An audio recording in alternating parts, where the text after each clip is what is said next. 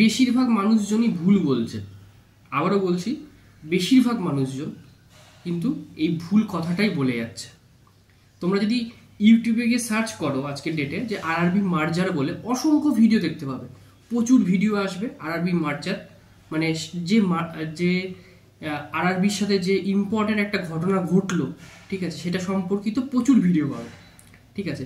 কিন্তু আমি বলবো সেখানে প্রতিটা ভিডিওতে একটু টেকনিক্যালি ফল্ট রয়েছে, ঠিক আছে। আমি মনে করি আমার যারা ভিউয়ার আছে, যে সমস্ত উডবি ব্যাংকাররা আমার ভিডিও দেখে, তো আমি তাদের কাছে বলবো যে তোমরা এই ডিফারেন্সটা জেনে রাখো। কারণ একজন ব্যাংকার যদি হও, তো যখন তোমরা ব্যাংকার হবে তখন তোমাদের মধ্যে যদি এই সামান্য ডিফারেন্সটা তোমাদের জানা না থাকে, তাহলে কিন্তু এটা খুব আনএক্সপেক্টেড একটা ব্যাপার। তো সেটা হচ্ছে আরআরবিতে যেটা ঘটছে সেটা মার্জার নয়।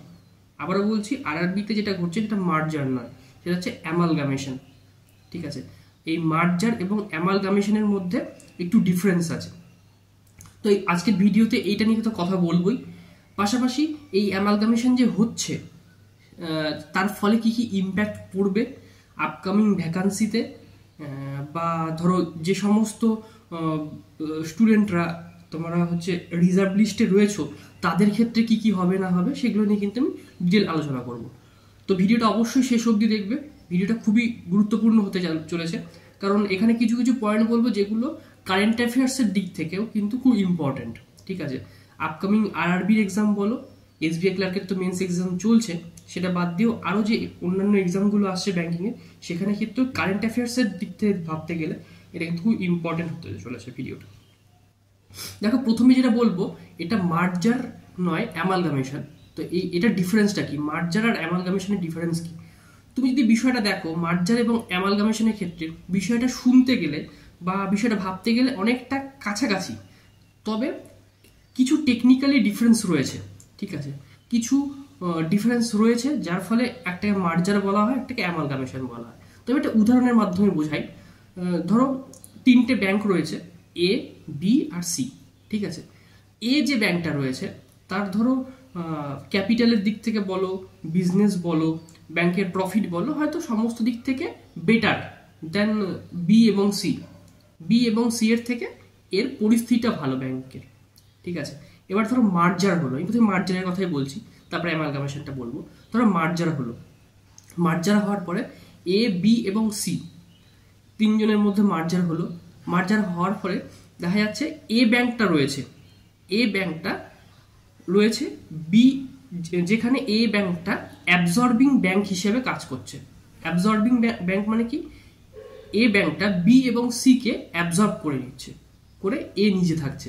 মানে বি এবং সি এর ক্যাপিটাল বলো, বিজনেস বলো, প্রফিট বলো, নেট প্রফিট বলো, সমস্ত কিছু বি আর সি এর মানে একসাথে হয়ে যাচ্ছে, এর সাথে মিশে যাচ্ছে, দিয়ে এ ব্যাংকটা এক্সিস্ট করছে।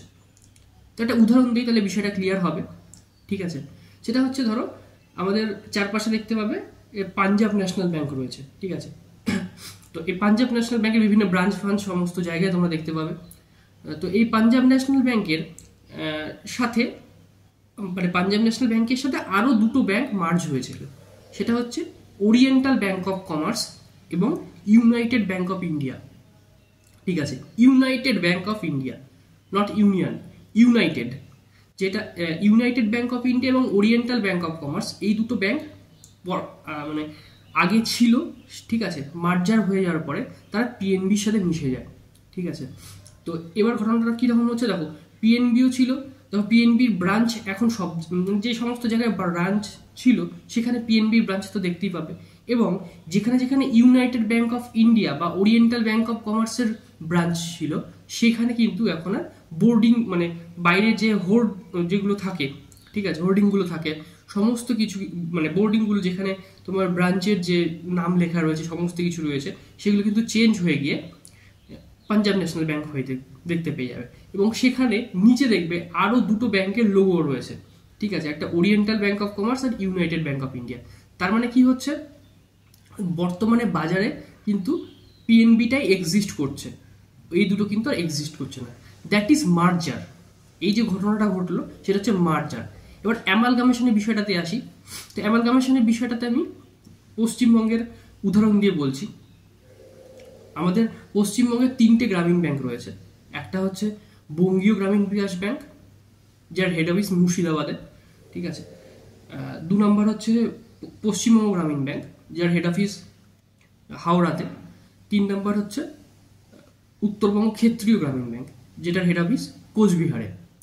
এই 3টে জেলার কথা বললাম আমি ওয়েস্ট বেঙ্গলের। এই 3টে জেলা যে হেড অফিসগুলো রয়েছে সেই সমস্ত জায়গাগুলোতে এই ব্যাংকগুলো রয়েছে। এবার এই 3টে ব্যাংকের মধ্যে অ্যামালগামেশন হচ্ছে। অ্যামালগামেশন হওয়ার ফলে কি হচ্ছে, নতুন একটা ব্যাংক তৈরি হচ্ছে, নতুন একটা এনটিটি তৈরি হচ্ছে। সেটার নাম কি? ওয়েস্ট বেঙ্গল গ্রামীণ ব্যাংক, যেটার হেড অফিস হবে কলকাতাতে। তাহলে দেখো, এই যে 3টে ব্যাংক রয়েছে এদের কিন্তু আর কোনো মানে নামের দিক থেকে, আইডেন্টিটির দিক থেকে কিন্তু কোনো রকম অস্তিত্ব থাকছে না। গিয়ে এই 3টে মিশে গিয়ে একটা নতুন আইডেন্টিটি তৈরি হচ্ছে, নতুন একটা এন্টিটি তৈরি হচ্ছে, যার নাম ওয়েস্ট বেঙ্গল গ্রামীণ ব্যাংক। তাহলে এটাই হচ্ছে মার্জার আর অ্যামালগামেশনের মধ্যে বেসিক ডিফারেন্স। এবার প্রশ্ন হচ্ছে যে ওয়ান স্টেট ওয়ান আরআরবি, এই যে বিষয়টা ঠিক কীরকম হচ্ছে। একদম যদি পিছনে ফিরে যাওয়া যায়, 1976 সালে আরআরবি অ্যাক্টের মাধ্যমে আরআরবি প্রতিষ্ঠিত হয়, ঠিক আছে। সেই সময়ে বিভিন্ন জায়গায় রিজিওনালি প্রচুর গ্রামীণ ব্যাংক ছিল এবং ধীরে ধীরে সেটা মার্জার হতে থাকে। সেই সময় 226টা যতদূর আমার মনে পড়ছে ব্যাংক ছিল আর কি। সেটা হতে হতে মার্জার হতে হতে 2020-21 এই সময়টাতে গিয়ে যদি দেখা যায় 43টা গ্রামীণ ব্যাংক ছিল, ঠিক আছে। 43টা গ্রামীণ ব্যাংকে এসে দাঁড়ায়। তো সেখান থেকে এই 43টা গ্রামীণ ব্যাংক থেকে ওয়ান স্টেট ওয়ান আরআরবি হওয়ার পরে সংখ্যাটা গিয়ে দাঁড়াবে 28 এবং এই ওয়ান স্টেট ওয়ান আরআরবি এটা ইমপ্লিমেন্ট হবে 1 মে 2025 থেকে। এই যে ইনফরমেশনগুলো দিচ্ছি, ঠিক আছে, কতগুলো সংখ্যা হচ্ছে? 28টা, ইম্পর্টেন্ট একটা সংখ্যা। এবং কবে থেকে ইমপ্লিমেন্ট হচ্ছে? 1 মে 2025, খুব ইম্পর্টেন্ট। তো এই বিষয়গুলো কিন্তু তোমাদেরকে মাথায় রাখতে হবে। এই ওয়ান স্টেট ওয়ান আরআরবি যে হচ্ছে, এই অ্যামালগামেশনের ফলে তোমার প্রতিটা স্টেটে একটা করেই আরআরবি থাকবে। যেখানে একের বেশি আরআরবি ছিল সেখানেই অ্যামালগামেশন হয়ে যাচ্ছে। আমাদের ওয়েস্ট বেঙ্গলে 3টে ছিল, অ্যামালগামেশন হচ্ছে। তোমাদের ইউপিতে 3টে ছিল, সেখানে অ্যামালগামেশন হচ্ছে। এইরকমভাবে কিন্তু যেখানেই একের অধিক আরআরবি ছিল সেখানে অ্যামালগামেশনগুলো হয়ে যাচ্ছে। এবার প্রশ্ন হচ্ছে যে এই যে আরআরবি যে অ্যামালগামেশন হবে তার ফলে কি ভ্যাকান্সির ওপর কোনো একটা ইম্প্যাক্ট পড়বে? দেখো, আইবিপিএস এর ক্যালেন্ডার যদি তোমরা দেখো তাহলে দেখতে পাবে যে আরআরবির কিন্তু জুলাই কি আগস্ট মাস থেকে প্রিলিমিনারি এক্সামিনেশন শুরু হয়ে যাওয়ার কথা। এক্স্যাক্ট আমার ডেটটা আমার মনে নেই এই মুহূর্তে। তোমরা আইবিপিএস এর ওয়েবসাইটে গেলে, অফিসিয়াল ওয়েবসাইটে গেলেই তোমরা দেখতে পাবে যে ক্যালেন্ডারটা প্রতিবার আসে, সেখানেই দেওয়া রয়েছে। তাহলে তুমি দেখো যে ওই সময় যদি তোমার ভ্যাকান্সি আসে, ওই সময় যদি প্রিলিমিনারি এক্সামিনেশন শুরু হয়, তাহলে তার ভ্যাকান্সি আসবে, মানে অ্যাডভার্টাইজমেন্ট আসবে কিছুদিন আগে। এবং সেক্ষেত্রে যে সমস্ত ভ্যাকান্সিগুলো আসবে সেগুলো আসবে নতুন ব্যাংকের রেসপেক্টে। কারণ 1 মে থেকে তো শুরু হয়ে যাচ্ছে ওয়ান স্টেট ওয়ান আরআরবি, নতুন ব্যাংকের নামেই কিন্তু ভ্যাকান্সিগুলো আসবে, ঠিক আছে। যার ফলে তুমি ভ্যাকান্সি যখন দেখবে তখন কিন্তু নতুন ব্যাংকেরই ভ্যাকান্সি দেখতে পাবে, ওয়েস্ট বেঙ্গল গ্রামীণ ব্যাংকের। তার মানে কি হচ্ছে, ধরো লাস্ট ফিনান্সিয়াল ইয়ারে যদি ধরি, কারণ রিক্রুটমেন্টগুলো তো ফিনান্সিয়াল ইয়ার ধরেই হয়, তো লাস্ট ফিনান্সিয়াল ইয়ারে যদি ধরি, আমি আমাদের পশ্চিমবঙ্গের উদাহরণ দিয়ে বলছি, বঙ্গীয় গ্রামীণ বিকাশ ব্যাংকে একটা ভ্যাকান্সি ছিল। পশ্চিমবঙ্গ গ্রামীণ ব্যাংক থেকে কোনো রকম ভ্যাকান্সি তারা দেয়নি এবং উত্তরবঙ্গ ক্ষেত্রীয় গ্রামীণ ব্যাংক থেকে কিন্তু ভ্যাকান্সি ছিল।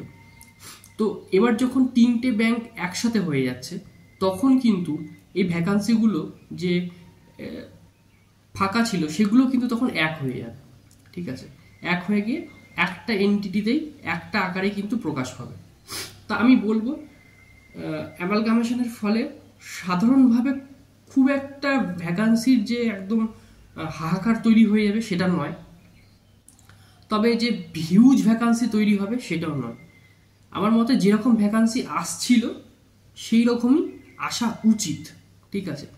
কারণ তিনটে ব্যাংকের ক্ষেত্রে কি হয়, যখন 3 রকমের ম্যানেজমেন্ট থাকে, ঠিক আছে, ম্যানেজমেন্টই তো আইবিপিএস এর কাছে তোমার ভ্যাকান্সিগুলোর কথা বলে যে আমার ব্যাংকে এতগুলো ভ্যাকান্সি রয়েছে।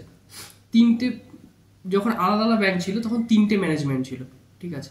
যখন একটা ব্যাংক হয়ে যাচ্ছে, ম্যানেজমেন্ট কিন্তু তখন একটাই থাকছে। সেখানে কিন্তু একটা ব্যাংকই আইবিপিএস এর কাছে রিপোর্ট করবে যে আমার কাছে এই এতগুলো ভ্যাকান্সি রয়েছে। এবার 3টে ব্যাংকের ক্ষেত্রে 3 রকম অবস্থা, 3 রকম পজিশন, 3 রকম তাদের ভ্যাকান্সি দেওয়ার চিন্তা ভাবনা ছিল। কিন্তু যখন একটা ব্যাংক হয়ে যাচ্ছে, একটা ম্যানেজমেন্ট কাজ করবে, একটা ম্যানেজমেন্টই কিন্তু তখন তোমাকে বলবে যে কীরকম ভ্যাকান্সি আসছে। তো খুব বেশি চেঞ্জেস হওয়ার কথা নয়, ঠিক আছে। আমার মতে মোটামুটি যা ভ্যাকান্সি আমরা দেখে অভ্যস্ত, ঠিক আছে, আমাদের কোনো ব্যাংকের এক্সামে যে হিউজ ভ্যাকান্সি আসে তাও তো নয়, তবে যে ভ্যাকান্সি আমরা দেখে অভ্যস্ত সেরকম ভ্যাকান্সি কিন্তু আসতে চলেছে আমার যা মনে হচ্ছে। এটা আমার অবশ্যই একান্ত ব্যক্তিগত মতামত। এর পাশাপাশি যারা রিজার্ভ লিস্টে আছো তাদের সাথে কি কি হবে, দেখো প্রথমে এই চিন্তাটা মাথা থেকে দূর করে দাও যে রিজার্ভ লিস্টে আমরা রয়েছি, তার সাথে এই অ্যামালগামেশন বা এগুলোর কি কোনো সম্পর্ক আছে? কোনো সম্পর্ক নেই, কোনো চিন্তার কোনো কারণ নেই। তোমরা ব্যাংকে একজন কর্মচারী হিসেবে সিলেক্টেড হয়ে আছো, ঠিক আছে। 1 মে থেকে যদি তোমাদের মানে আমাদের যে অ্যামালগামেশন এইটা তো অপারেশন শুরু হবে, তার আগে যদি তোমাদের রিক্রুটমেন্ট হয়ে গেল, মানে রিক্রুটমেন্ট তোমাদের যদি তোমাদের মানে পোস্টিং দিয়ে দেয়, তোমাদের যদি কাজ করা শুরু হয়ে যায়, দ্যাটস গুড, ঠিক আছে। না হলে নতুন ব্যাংক চলে আসার পরে যদি তোমাদেরকে তখন পোস্টিং দেওয়া হয়, তখন গিয়ে তোমাদেরকে ব্রাঞ্চে ব্রাঞ্চে পাঠানো হয়, তখন একটু কাজ করতে তোমাদের অসুবিধা হবে, কিন্তু তোমরা একটা ফ্রেশ নামে তখন কাজ করা শুরু করবে, ঠিক আছে। তো এই হচ্ছে পরিস্থিতি। তোমাদের চিন্তার কোনো কারণ নেই, কারণ তোমাদের যে ভ্যাকান্সিটা, যে ভ্যাকান্সিতে তোমরা চাকরি পেয়েছো, যে ভ্যাকান্সিতে তোমরা রিজার্ভ লিস্টে থেকে তোমরা সিলেক্টেড হয়েছো, সেটা কিন্তু প্রিভিয়াস ইয়ারের ভ্যাকান্সি। তোমরা কিন্তু প্রিভিয়াস ফিনান্সিয়াল ইয়ারের ভ্যাকান্সিতে তোমরা পাচ্ছ, মানে 24-25-এর যে ফিনান্সিয়াল ইয়ার ছিল সেইটাতে তোমরা সিলেক্টেড হয়েছে। অর্থাৎ সেটার সাথে এখনকার সময়ে বা অ্যামালগামেশন হয়ে যাওয়ার সময়ের তুলনা করলে হবে না, মিলিয়ে ফেললে হবে না। অর্থাৎ তোমরা সিলেক্টেড হয়ে আছো, শুধু এখন খেয়াল রাখো কখন মেল আসছে বা কখন চিঠি পাঠানো হচ্ছে, এই বিষয়গুলো একটু খেয়াল রাখতে হবে। নিজেদের মেলগুলো একটু ভালো করে ফলো আপ করবে, তাহলে দেখতে পেয়ে যাচ্ছ যে কবে কীরকম অ্যানাউন্স আসছে, কীরকমভাবে কী অ্যানাউন্সমেন্ট করছে, কী কী খবর দিচ্ছে। তো এইসব নিয়ে চিন্তা করার, অহেতুক চিন্তা করার কোনো কারণ নেই। তো এই বলবো, আজকে একটা ইম্পর্টেন্ট টপিক নিয়ে ভিডিও করলাম, তোমরা অবশ্যই ভিডিওটা পুরোপুরি দেখলে উপকৃত হবে। তো আর কিছু নতুন করে বলার নেই, দেখা হবে নেক্সট ভিডিওতে। তার আগে যারা চ্যানেলে নতুন তারা অবশ্যই চ্যানেলটিকে সাবস্ক্রাইব করে দিও, আর ভিডিও ভালো লাগলে অবশ্যই একটা লাইক করো। তো দেখা হচ্ছে নেক্সট ভিডিওতে।